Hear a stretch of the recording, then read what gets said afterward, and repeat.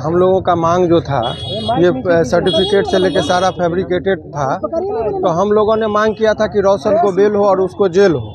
तो जज साहब सारे चीज़ों को कंसीडर करते हुए, चूँकि ये मामला हाई कोर्ट के लायक है, तो उन्होंने कहा कि हाई कोर्ट में सारे बातों को उठाइए। तो अभी तो हम लोगों का इसमें हाई कोर्ट में हम लोग को पहले भी बताए थे, तो हाई कोर्ट में ये मामला जाएगा। चूँकि ये अनुसंधान के दौरान बहुत सारी ऐसी चीज़ें सामने आई है, जो सवाल ये बेल का नहीं था, उसके जेल का भी है, कि जो उसने जो गलती किया है वो गलत सर्टिफिकेट का उसने बनाया है। इसी आधार पर माननीय न्यायालय में इस बात को हम लोग रखेंगे। हाई कोर्ट में इनका मामला ज़्यादा संभावना, अभी जजमेंट नहीं आया है, लेकिन व्यू से हम लोग को पता चल गया है कि ये मामला को हाई कोर्ट इसलिए भेजा जा रहा है कि इसमें जो बहुत सारे सर्टिफिकेट का जो मूल्यांकन हुआ है, तो ऐसे में हाई कोर्ट को ही कुछ शक्तियाँ होती है जिसका वो करेंगे। जैसे फेयर इन्वेस्टिगेशन की मांग हम लोगों ने कर दिया कि सीबीआई से जांच हो, इस सर्टिफिकेट कहां से फर्जी बनाया, जिसमें ये नगर निगम के द्वारा और यहाँ के बीडीओ साहब के द्वारा भी एक ही दिन में कैसे सर्टिफिकेट निर्गत कर दिया गया। तो ये तमाम तरह की वो सारी शक्तियां हाई कोर्ट के पास होती है।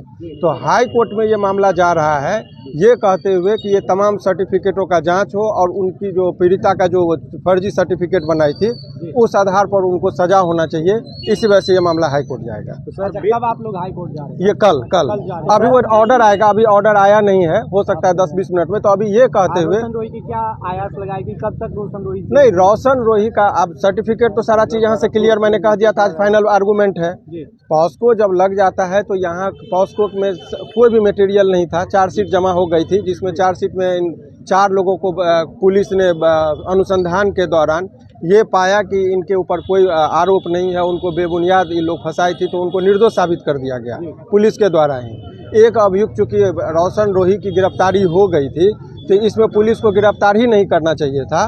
तो ये तमाम तरह का चीज़ों को, और हमने सुप्रीम कोर्ट का कुछ 4-5 जजमेंट भी लगाया है, जिसके आधार पर माननीय न्यायालय ने ये कहा कि ठीक है, आप इस चीज़ को हाई कोर्ट में रखें, ताकि हाई कोर्ट में जब ये मामला जाएगा, यहाँ से बेल मिल जाएगा, तो फिर आप हाई कोर्ट में हमको सेपरेट रीट में लेके जाना पड़ेगा। तो ये मामला इस बात का है कि जो कॉन्कॉक्टेड सर्टिफिकेट का, माने बनावटी सर्टिफिकेट का जो निर्माण किया गया है, जिस वजह से हम लोग ये मामला हाई कोर्ट में लेके जा रहे हैं। अभी वो ऑर्डर भी हो सकता है 10-20 मिनट में हम लोग के पास हाई कोर्ट में आ जाए। मुखिया में वकील बता रहे हैं कि जो देखिए उन पर टीका टिप्पणी क्या है। देखिए सवाल ये है कि अनेकों लोगों को आपने देखा होगा कि निचली अदालत जो होती है, मैंने पहले भी कहा, बहुत ही आपने देखा होगा कि बहुत ही इत्मीनान से हमने सारे चीज़ों को रखा है।